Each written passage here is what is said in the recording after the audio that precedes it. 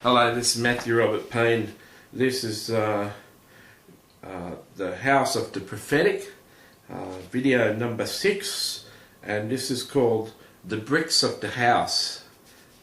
If you've clicked on this and haven't been following the series, I'd suggest you go back to video number 1 and follow the series. But this is about the gift of the 3 gifts of prophecy, 3 separate gifts of the 9 gifts of the Holy Spirit. One is called Word of Wisdom, and these are the building blocks of the house that you're building. In the prophetic realm of the Holy Spirit, the bricks that build the house are obedience to words of wisdom. Okay, so what are words of wisdom? Words of wisdom are directions from the Holy Spirit through prophecy. Now, if the Holy Spirit told you to do something direct to your mind, that would probably be called a word of wisdom too. I'm not sure what to call that, but it could be called a word of wisdom, but it certainly is wisdom.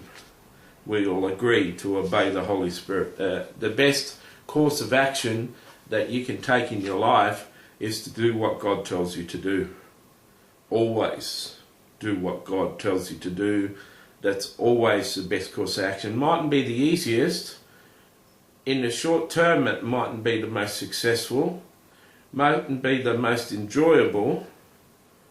But the best practice in the world is to do what God tells you to do. So, when you get a prophecy, not all prophecies have them, but I'm sure plenty of the prophecies I have them, but prophecies often contain directions from God, things that you got to do, like pray more, read more, spend more time with me, seek my face, worship me more, continue in the fight, don't worry about the people that are attacking you, continue on with your vision, don't be distracted when people mock you and attack you and call you all sorts of names.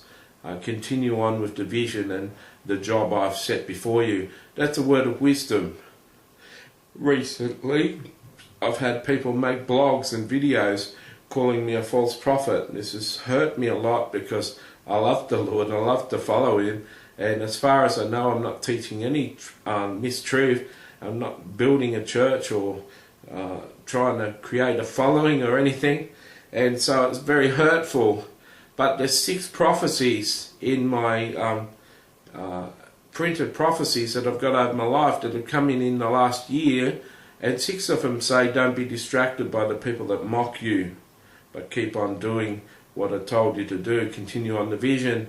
It wasn't until last week that the Holy Spirit told me to read over my prophecies that I realized these 6 were there. I didn't even know they were there when I got the prophecies. It wasn't until last week when I was getting really hurt by something someone had said on the internet about me that the Holy Spirit told me to read my prophecies, and I read them. And then it brought me great comfort. This week, the worst video has come out about me, and it was really disturbing. I only watched about a minute of it and then turned it off, and it goes for 7 minutes. And God, through the Holy Spirit, told me just to continue on with my vision and the work that He's placed before me and pay that no attention. Don't worry about that. He reminded me of the 6 prophecies. So when you build a house has got to be built with bricks. You've got to build it level by level. Now, obedience to words of wisdom in your prophecies and obedience to the Holy Spirit and His directions He gives you day by day and week by week, and the unctions and the leadings of the Holy Spirit, these are the bricks that make your house. Okay, it's not only specifically the directions that you've been given in your prophecy that make up the bricks of your house. Everything that the Holy Spirit tells you to do, even outside of prophecy, make up the bricks of your house. But let me tell you something.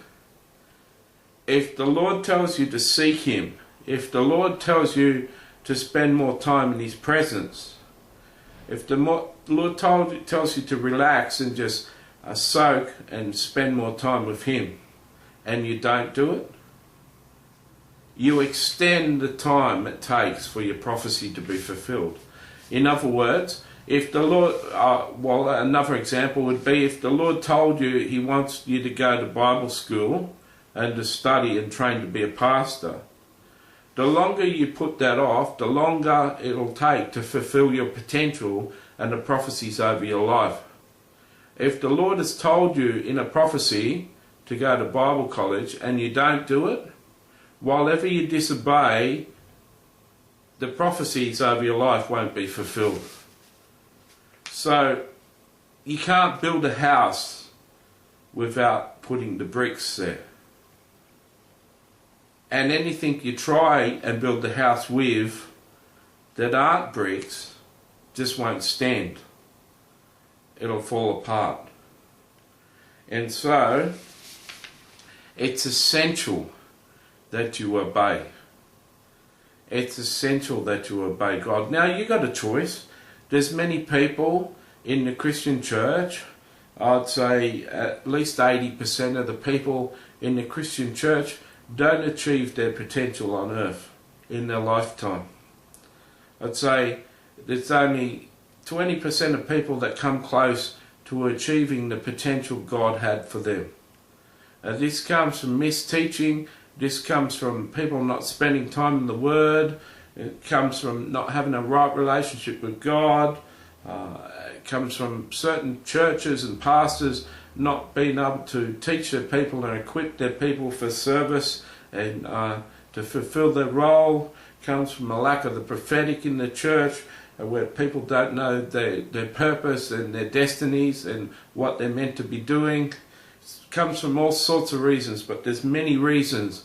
But one of the major reasons why prophecies aren't fulfilled is because a person refuses to do what God tells them to do in prophecy. I heard John Paul Jackson say that everyone can hear from the Holy Spirit, and everyone that's saved hears from the Holy Spirit. But when the Holy Spirit stops speaking to a person, that's often because of disobedience.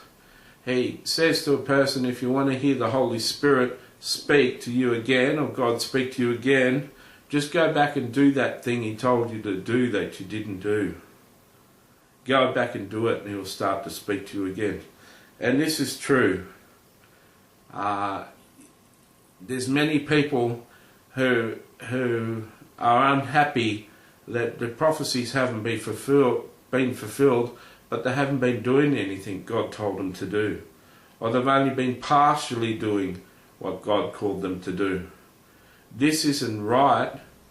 This doesn't seem right to the people, but it's right before God. That God's got order. He's got things that need to be done. He's got preparation that needs to be done in your life. And if you refuse to do it, how can your life work out the way God's planned for you?